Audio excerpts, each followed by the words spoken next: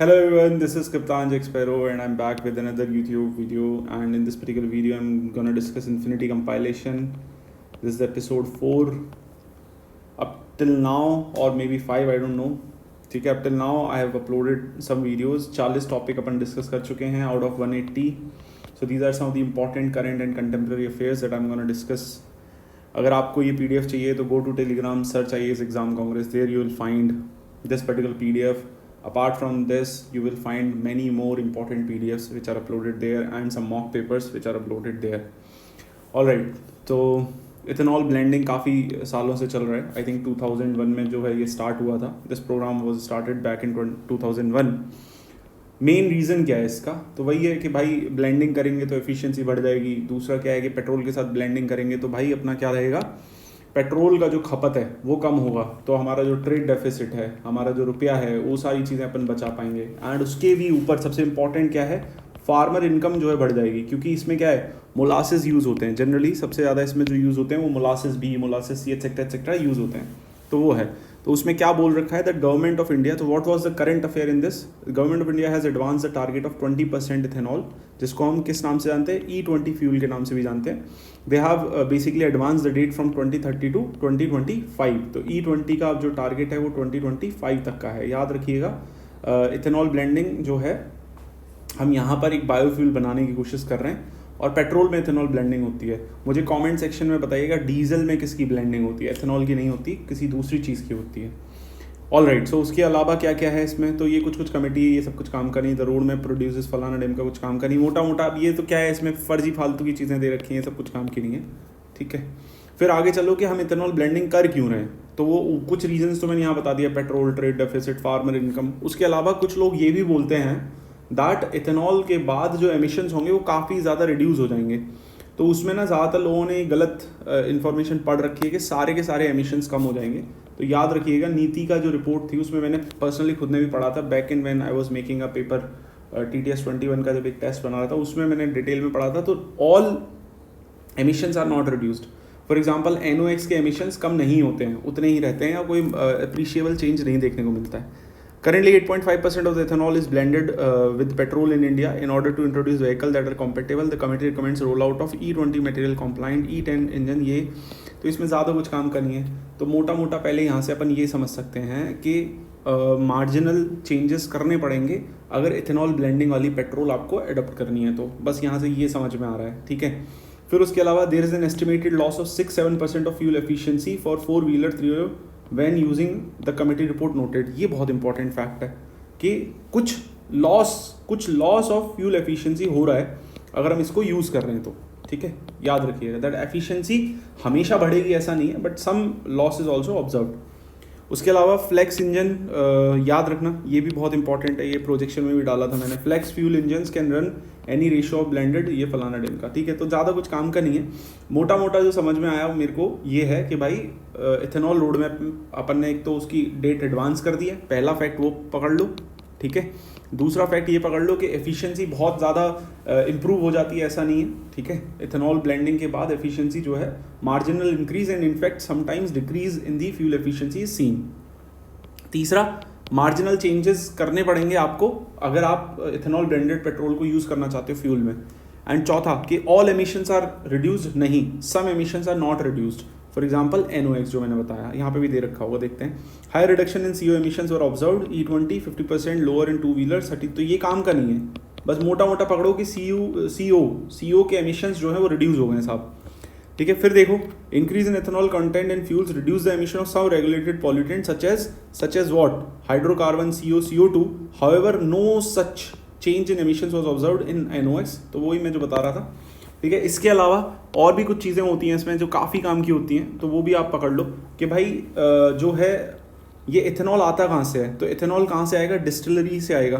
ठीक है, distillery molasses या दूसरे सोर्सेज से जो है डिस्टिलरी अपने को बना के देगी. तो उसको कौन करेगा, OM जो कंपनीज हैं वो सारे इसको प्रोक्यूर करेंगे. तो अगर क्वेश्चन ये भी याद रखिएगा भाई, OMCs जो होती हैं, ऑयल मार्केटिंग ऑर्गेनाइजेशंस या ऑयल मार्केटिंग कंपनीज जो होती हैं, वो डिस्टिलरीज से प्रोक्यूर करेंगे. किसको प्रोक्यूर करेंगे, इथेनॉल को. तो उसका रेट कौन डिसाइड करता है, हु डिसाइड्स दैट कॉस्ट. तो याद रखिएगा, cabinet committee on economic affairs जो है वो कॉस्ट ऑफ इथेनॉल, ठीक है, cost of ethanol procured by public sector oil companies और ऑयल मार्केटिंग कंपनीज, वो कौन डिसाइड करती है? वो ये डिसाइड करती है कि डिस्टिलरी से कितना पैसा आप लोगे।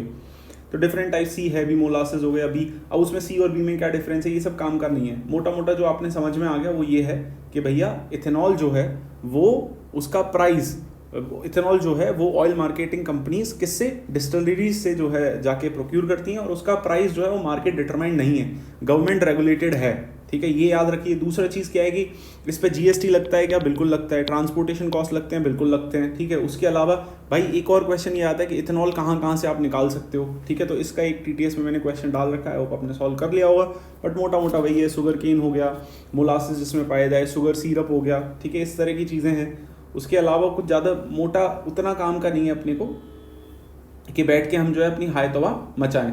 अच्छी चीज़ ये है कि रेम्यूनरेटिव प्राइसेस जो है डिसाइड किए जाते हैं सो दैट भाई बेनिफिट हो फार्मर्स को भी, डिस्टिलरीज को भी, एंड उसको कंज्यूम हम कर सकें, ठीक है। ऑल राइट, सो आगे चलते हैं, अगला टॉपिक क्या है देख लेते हैं। तो how to repeal a law, तो ये तो लास्ट ईयर आई थिंक वो फार्म लॉज जब रिपील हुए थे तब का है, तो उसमें ज़्यादा कुछ है नहीं, आप लोगों को आई होप पता ही होगा ये मोटा मोटा कि how to repeal a law, और आप यहाँ से पढ़ सकते हैं। हाय तौबा हत्या मचाने की कोई ज़रूरत इसमें है कोई नहीं, ठीक है, जस्ट नॉर्मल पढ़ लो भाई। जो काम की चीज़ है वो यही है कि it can repeal in 2 ways, या तो आप एक नया बिल लेके आ जाओ और उस बिल में बोल दो कि वो वाला बिल रिपील कर दिया, ठीक है, या फिर आप एक ordinance that will have to subsequently replace by a bill, ठीक है।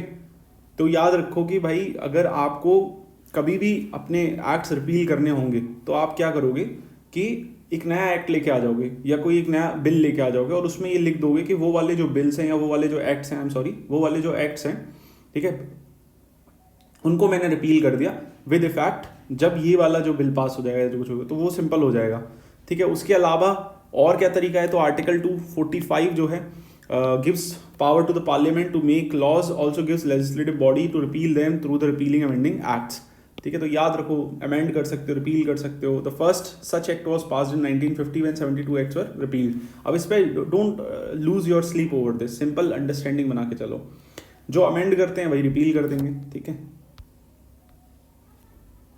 और कोई भी जो बिल है रिपील किया जा रहा है, जो अमेंड किया जा रहा है, सेम तरीके से होगा, will pass through the same procedure as any other bill, it will be cleared by both houses, जैसा कि चल रहा है, ठीक है। तो एक नॉर्मल लॉ मेकिंग है, मतलब इसमें ना एक चीज समझो कि रिपीलिंग के लिए मेरे को कोई नया कुछ काम नहीं करना है, ठीक है। जैसे वो ओरिजिनली लॉ बना था, यानी बिल जो है जैसे पास हुआ था, उसी हिसाब से उसको रिपील भी करेंगे, because repeal itself is a type of an amendment in an act, ठीक है। तो उस एक्ट के अंदर एक तरीके का अमेंडमेंट होता है, तो नया एक्ट जब आ जाता है तो पुराना रिपील हो जाता है, कभी कभी रिपील नहीं भी होता है। फॉर एग्जांपल बताता हूँ, 1972 एक्ट है साहब, वाइल्ड लाइफ प्रोटेक्शन एक्ट, ठीक है। तो अब मैंने क्या बोला कि भाई मैं इसमें कुछ अमेंडमेंट करना चाहता हूँ, तो आपने 2002 में एक अमेंडमेंट कर दिया और यहाँ पे वाइल्ड लाइफ वो बना दिया जो बेसिकली ट्रेड को टैकल करता है, ठीक है। तो वो बना दिया आपने, बोर्ड बना दिया, क्राइम कंट्रोल ब्यूरो बना दिया, बोर्ड बना दिया 2002 में।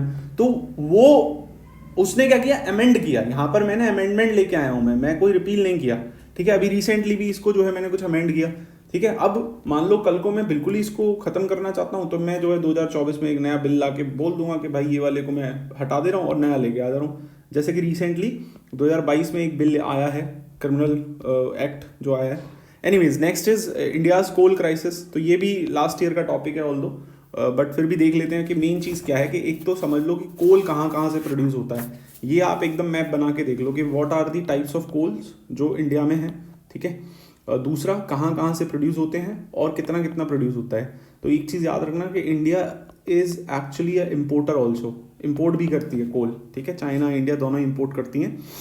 उसके अलावा क्या दे रखा है, India relies on coal to meet over 70% power needs coal India, तो वो पूरा का पूरा 80% टोटल कोल जो है वो कोल इंडिया प्रोड्यूस कर रहा है।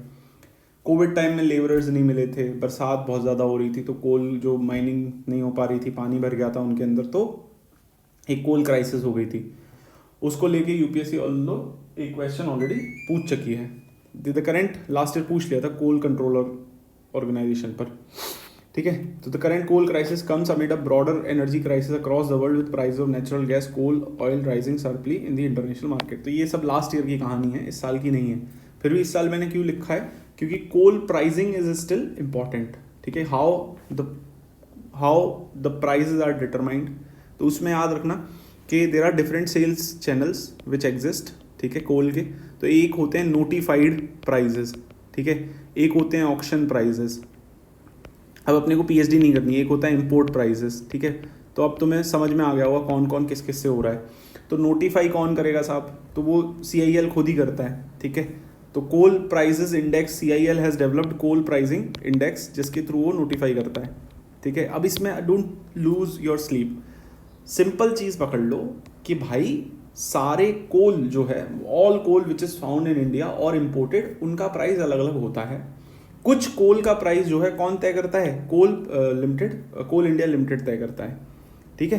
तो बस इतना याद रखो, और गवर्नमेंट कंट्रोल्ड है अभी भी, ठीक है, गवर्नमेंट। अच्छा, इसमें भी एक चीज़ बताता हूँ, ओके, इसमें एक चीज़ और बता देता हूँ कि डीरेगुलेटेड सेक्टर है ये, ठीक है। डीरेगुलेटेड सेक्टर का मतलब क्या होता है कि गवर्नमेंट इज नॉट डिसाइडिंग कि कोल का पैसा कितना होना चाहिए पर टन, कोल कितना में बिकेगा मार्केट में, गवर्नमेंट डिसाइड नहीं करती है। तो क्या था ना कि पहले 1990s तक आई थिंक गवर्नमेंट डिसाइड करती थी, पूरा खुद ही डिसाइड करती थी। फिर 2002 में they came out with some colliery control order, ठीक है। तो उसमें उन्होंने बोला कि भाई आज से हम नहीं डिसाइड करेंगे, कोल इंडिया लिमिटेड खुद डिसाइड करेगा कि वो जो कोल बना रहा है, वो जो कोल प्रोड्यूस कर रहा है, वो कितने में बेचना चाहता है, वो डिसाइड करेगा। तो आज at this point of time if UPSC gives you statement that coal prices in India are deregulated, so this statement would be correct. Why it is correct, क्योंकि अगर गवर्नमेंट खुद डायरेक्टली बताती है तब हम बोलते हैं वो रेगुलेटेड है, ठीक है। तो मुझे अब देखो, इसमें ना दो चीज़ याद रखना गाइस, कि एकदम पता करके रखो कि डिफरेंट सेक्टर में कौन कौन से सेक्टर्स में रेगुलेटेड है, कौन कौन से में डीरेगुलेटेड है। For example let us talk about fertiliser. तो इसमें एक नया वो बना लेता हूँ मैं समझाने के लिए तुमको कि व्हाट आर डिफरेंट थिंग्स जिसके अपने को पता होना चाहिए। एक कोल के देख लो, ठीक है, एक नेचुरल गैस के देख लो, अभी नेचुरल गैस प्राइसिंग नहीं आई है, कोल के देख लो, नेचुरल गैस के देख लो, पेट्रोल के देखो, डीजल के देखो, ठीक है। देन यू हैव एलपीजी तो खैर नेचुरल गैस में ही साथ में चल जाएगी, ठीक है। उसके अलावा तुम देखो फर्टिलाइजर्स के देख लो, ठीक है। तो ये कुछ है, जैसे कोल का क्या है, तो इट इज़ डीरेगुलेटेड, ठीक है। कौन डिसाइड करता है, CIL। सारे कोल का CIL डिसाइड करता है ऐसा नहीं है, ठीक है। जो CIL खुद प्रोड्यूस कर रहा है, ठीक है, कुछ तो ऐसा होगा जो CIL खुद प्रोड्यूस कर रहा है ना, बाकी कुछ ऐसा होगा जो और भी कंपनीज प्रोड्यूस कर रही होंगी, ठीक है, या और भी लोग इंपोर्ट कर रहे होंगे, तो उनका पैसा तो CIL नहीं डिसाइड करेगा ना। तो सिर्फ the coal which is produce by CIL, उसके प्राइस जो है CIL तय करता है एंड गवर्नमेंट तय नहीं करती है, ठीक है। तो डीरेगुलेटेड हो गया ये। नेचुरल गैस का क्या चल रहा है साहब, नेचुरल गैस का याद रखो कि ये भी क्या है, डीरेगुलेटेड है। कौन तय करता है कि भाई अपन ने एक नया अरेंजमेंट लेके आए, नया नेचुरल गैस प्राइसिंग मैकेनिज्म, वो अपन सबसे लास्ट में देखेंगे इसके इन्फिनिटी कंपाइलेशन के।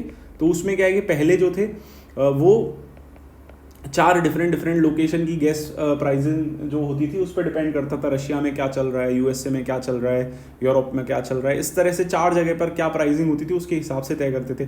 But as per new system हमारी जो नेचुरल गैस प्राइसिंग है वो अब हमने लिंक कर दी है, किसके साथ, हमने लिंक कर दी है ऑयल के साथ, ठीक है। तो ऑयल के साथ 10% और फलाना डेम का वो everything will I definitely tell you guys, एकदम लास्ट वीडियो में मैं बताऊंगा पूरा, क्योंकि ये इंपॉर्टेंट है। तो बट मोटा समझ लो कि it is deregulated. Petrol diesel का क्या हाल है, दिस इज ऑल्सो डीरेगुलेटेड, ठीक है। पेट्रोल डीजल 2013 में फाइनली सारे अब प्राइसेस जो हैं वो डीरेगुलेट हो चुके हैं। तो आज अगर पेट्रोल का या डीजल का प्राइस जो होता है वो गवर्नमेंट तय नहीं करती, वो कंपनीज खुद तय करती हैं ऑन द बेसिस ऑफ के एनुअल मतलब मार्केट में क्या प्राइस चल रहा है, ठीक है। तो उसके बेसिस पे। व्हाट अबाउट फर्टिलाइजर्स, तो इसमें थोड़ा एक वो है कि एक्सेप्ट यूरिया के प्राइसेस आर स्टिल रेगुलेटेड, बाकी सारे क्या हैं, डीरेगुलेटेड है, ठीक है। लेट अस से और कोई मिनरल ले लो, लेट अस से आयरन, तो आयरन के प्राइसेस कौन तय करता है, तो उसमें भी फिर वही है कि गवर्नमेंट तय नहीं करती, दिस इज ऑल्सो डीरेगुलेटेड, ठीक है। लेकिन एक है हमारे पास, मिनरल डेवलपमेंट कॉरपोरेशन, NMDC तय करता है कुछ के प्राइसेस, क्योंकि वो प्रोड्यूस कर रहा है ना, वो गवर्नमेंट एजेंसीज जो प्रोड्यूस कर रही हैं उसके वो तय करेगा। जो बचा कुचा होगा, जो दूसरी कंपनीज कर रही हैं, जो प्राइवेट सेक्टर कर रहा होगा, उसके प्राइवेट सेक्टर खुद मार्केट बेसिस पे करेगा, ठीक है। तो ये सारी चीज़ें आपको पता होनी चाहिए। तो फिर भी और थोड़ा गूगल करके एक बार आप पढ़ सकते हो चाहो तो, although I have tried to explain it, फिर भी एज पर योर अंडरस्टैंडिंग आप देख लेना। अच्छा, एक और चीज़ समझो इसमें कि जैसे कोल के प्राइस बहुत इंपॉर्टेंट है, तो कोल के प्राइजेज में क्या चल रहा है भाई, प्राइजेज में क्या क्या इंक्लूड होता है, तो उसमें एक बेसिक कॉस्ट होगी साहब, ठीक है, बेसिक कॉस्ट होगी कि भाई कोल इंडिया ने कितना प्रोड्यूस किया, उसमें उन्होंने ऑब्वियसली कुछ एक्सपेंडिचर किया होगा कि माइनिंग आई होगी, लेबरर्स को दिया होगा, सर्वे किया होगा, ये फलाना डेम का करके, तो उसके हिसाब से एक बेसिक कॉस्ट तय करेंगे।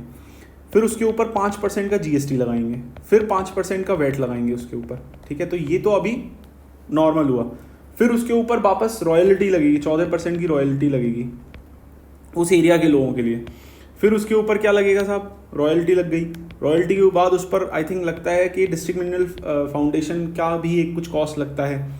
फिर उसके ऊपर जो है क्लीन एनर्जी सेस लगता है, जो आजकल किस में चला गया है, GST के अंदर ही उसको नाम बोलते हैं अपन, ठीक है। तो that is part of that only.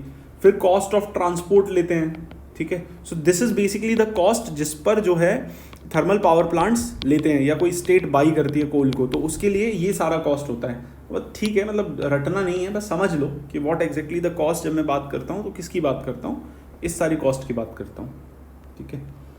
कोल थोड़ा इंपॉर्टेंट लग रहा है मेरे को, कोल और नेचुरल गैस थोड़ा इंपॉर्टेंट है, इसीलिए यहाँ पर कोल में मैंने काफ़ी डिटेल में तुम्हें समझा दिया है। 3 तरह के प्राइजेज होते हैं, एक नोटिफाइड प्राइस होता है, एक ऑक्शन प्राइस होता है, और एक क्या होता है, इम्पोर्ट प्राइस होता है। तो इम्पोर्ट वाला इम्पोर्ट के लिए ऑक्शन प्राइस, दूसरी पार्टीज़ के लिए, प्राइवेट कंपनीज़ के लिए, और जो नोटिफाइड प्राइस होंगे एक CIL अपने प्रोडक्शन के हिसाब से करेगा। नेचुरल गैस का लास्ट में आई विल एक्सप्लेन, क्योंकि very recently this thing has come up.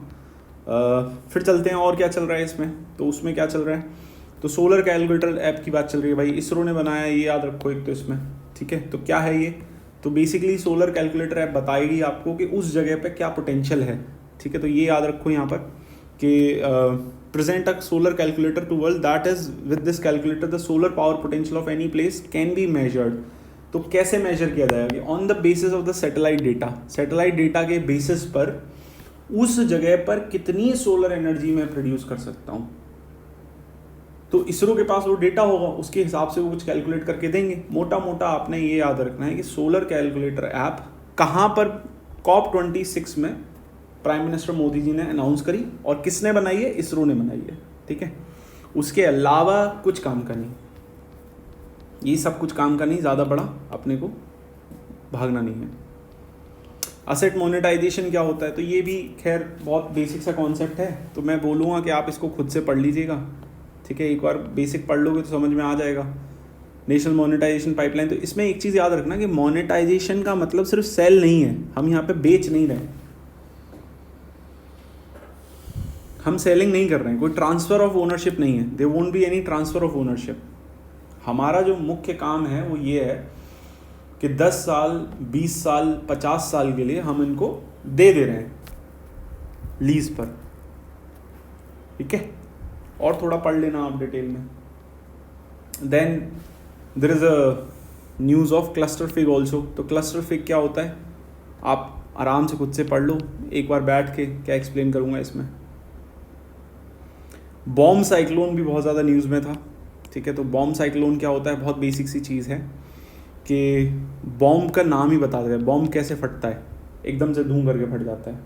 तो it is a very large and a very intense, large and intense cyclone, जो एकदम से मतलब फट जाएगा।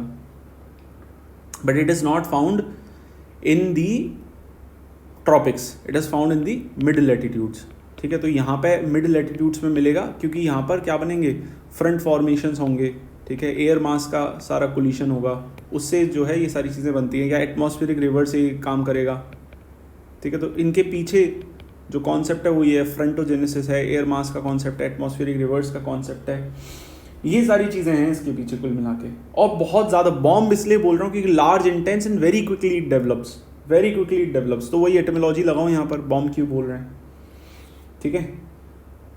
और लो प्रेशर, सेंटर पे क्या रहेगा, लो प्रेशर। आजकल यूपीएससी पूछ लेती है, तो इसलिए बता दे रहा हूँ कि लो प्रेशर रहता है सेंटर पे, ठीक है। तो याद रखिएगा गाइस कि सेंटर पे लो प्रेशर रहता है। अब मुझे कमेंट सेक्शन में बताओ कि ट्रॉपिकल साइक्लोन के सेंटर पे प्रेशर हाई होता है या लो होता है, टेम्परेचर हाई होता है या लो होता है।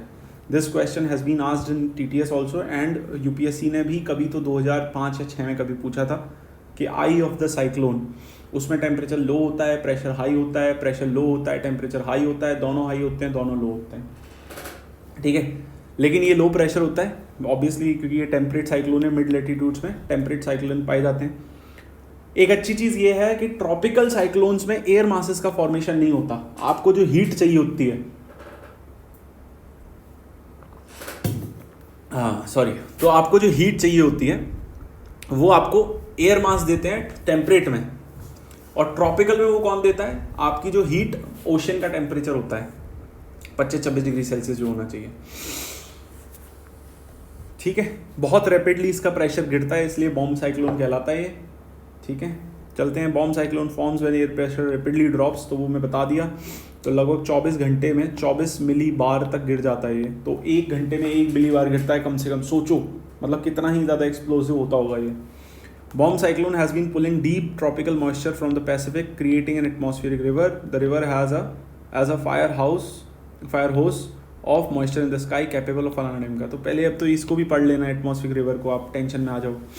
ठीक है, तो रिवर है भाई, तो रिवर की तरह आपको बेसिकली एक ऐसी रीजन जो कि बहुत ज़्यादा नैरो होता है, एक बेंड जैसा होता है, जिसमें कि आपके पास बहुत हाई मॉइस्चर होता है, तभी तो इसको रिवर बोल रहे हैं ना। Very heavy moisture it contains. ठीक है, अब जो जनरली होता है ना बॉम्ब साइक्लोन, एक क्वेश्चन आता है कि भाई बॉम्ब साइक्लोन कब बनेंगे। ठीक है, तो ज़्यादातर बॉम्ब साइक्लोन्स जो होते हैं वो विंटर मंथ्स में होते हैं आपके। Most of the bomb cyclone happens in winter months. ठीक है, बट इट डजंट मीन कि वो समर में नहीं हो सकते। कि अब क्वेश्चन आता है, स्टेटमेंट आता है, bomb cyclones are seen only in the winter months. That would be a wrong statement, because recently अभी जब हुआ वो समर में हो गया। ठीक है, हाँ, तो यही तो चीज़ समझनी है आपने। But mostly happens in the winter month. तो अब ये भी लॉजिक सोचो कि विंटर मंथ में क्यों होंगे कप्तान। सोचो, अभी तो समझाया मैंने तुमको, एयर मास फ्रंट जो बनेगा वो मोस्टली विंटर में बनेगा, because of that Arctic influence in the middle latitudes. ठीक है,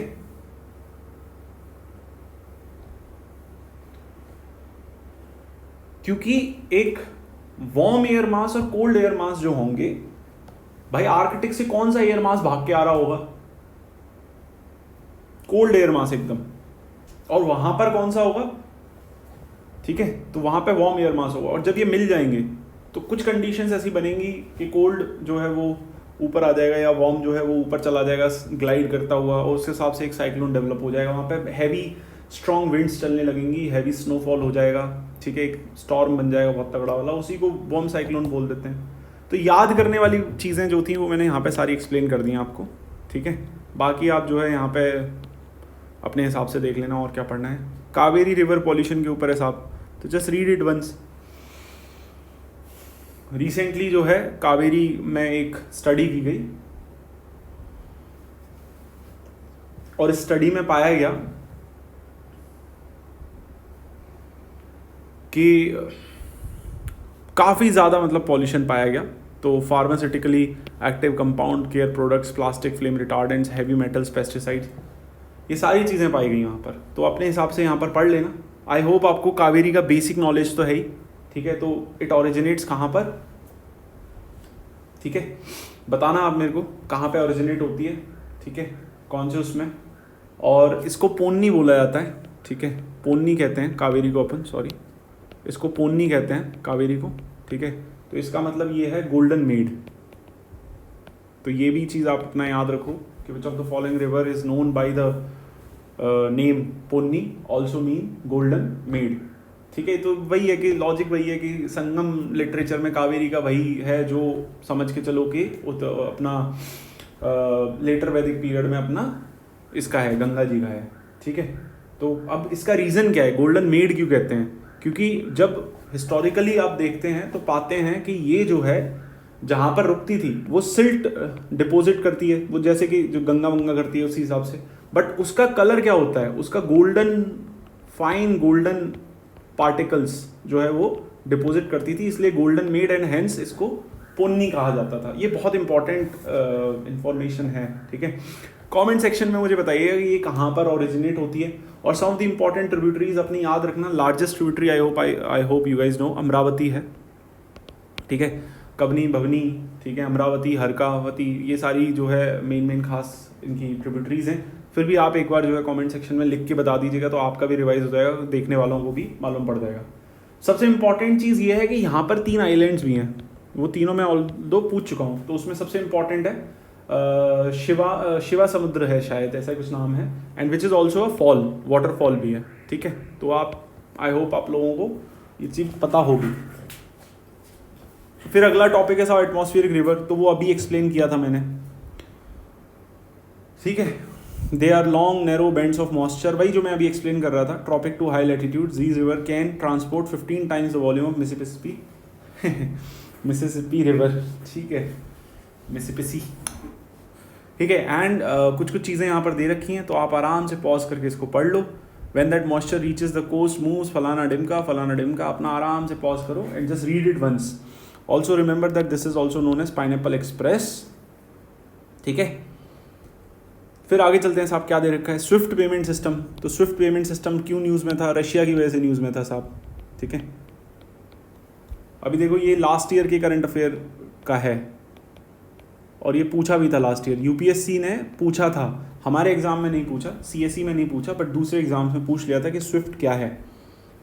ठीक है, तो बहुत simple system, basically society for world wide interbank financial telecommunication is a secure platform for financial institutions to exchange information about global monetary transaction. तो as such कोई transaction नहीं हो रहा है। आप सोचने लग जाओ कि पैसा मूव कर रहा है क्या एक देश से दूसरे देश में, नहीं भाई, पैसा मूव नहीं कर रहा है। नॉर्मली वो जो होता है ना, जैसे हमारे इंडिया में क्या है, कोर बैंकिंग सॉल्यूशन है अपना, ई कुबेर है, तो ये सब जो हम जैसे यूज़ करते हैं वैसे ही स्विफ्ट यूज़ करते हैं जब इंटर बैंक ट्रांजिशन होता है अक्रॉस द नेशंस। तो ये देसी हो गया, ये क्या हो गया, इंटरनेशनल लेवल पर हो गया। तो last topic for today is micro swimmers. ठीक है, तो माइक्रो स्विमर्स क्या है पहले ये पकड़ लो। कुछ नहीं है, माइक्रो बॉट्स हैं ये। ठीक है, माइक्रो बॉट्स हैं, हिंदू के एक्सप्लेन में आ रखा था इसलिए दे रखा है। माइक्रो बॉट्स हैं जो बॉडी में मूव कर सकते हैं, तो माइक्रो लेवल या नैनो लेवल पर हैं ये। ठीक है, तो they can use light as a fuel to move micro bots in real body condition. बस इतना याद रखना है कि कुछ माइक्रो बॉट्स हैं, नैनो बॉट्स हैं जो एनर्जी डिराइव करेंगे हमारी बॉडी से ही, और उस एनर्जी के through they will be able to move within the body. और सिर्फ मूव नहीं करेंगे, they will be delivering the drug delivery that is selectively sensitive to cancer cells. ठीक है, उसके अलावा यहां पर एक जो कीवर्ड है वो है PHI carbon nitride. They are nothing but miniaturised humans, they range from 1 to 100 micrometre. Micrometre is 1 millionth of the metre. ऐसे ही नैनो बोट्स भी हैं। ठीक है, can self propel when energise by shining light, और ये लाइट जो है वो बॉडी से ही खींच सकते हैं। PHI carbon nitride micro particles are photocatalytic. जब इंसिडेंट लाइट डाली जाएगी तो they convert electrons into hole, these derive reaction in the surrounding liquid. ज़्यादा कुछ काम का है नहीं इसमें अब। ठीक है, बस इतना याद रखो कि micro swimmer sometimes seen in the news, वो किसके लिए यूज़ किए जाते हैं। ठीक है, बस वो पता होना चाहिए। और चाहे तो अगर आपके पास PDF है तो ये वाला एक्सप्लेन पढ़ लेना, उसमें 2-3 चीज़ें और दे रखी हैं। ठीक है, thank you guys for watching this particular video. ठीक है, और very soon I will be uploading other parts of other episodes of this particular series. I am planning to maybe end this series, let's say आज कितनी तारीख है, 12 तारीख है, तो मे बी 20 तक मैं इसको ख़त्म कर दूंगा, डेली 2-2 एपिसोड डाल के। बट डिपेंडेंट मत रहो, खुद से एक बार पढ़ लो एंड इन वीडियोस को यूज़ कर लेना एज अ रिवीजन। ठीक है, thank you guys for joining in this particular video. Bye bye, take care.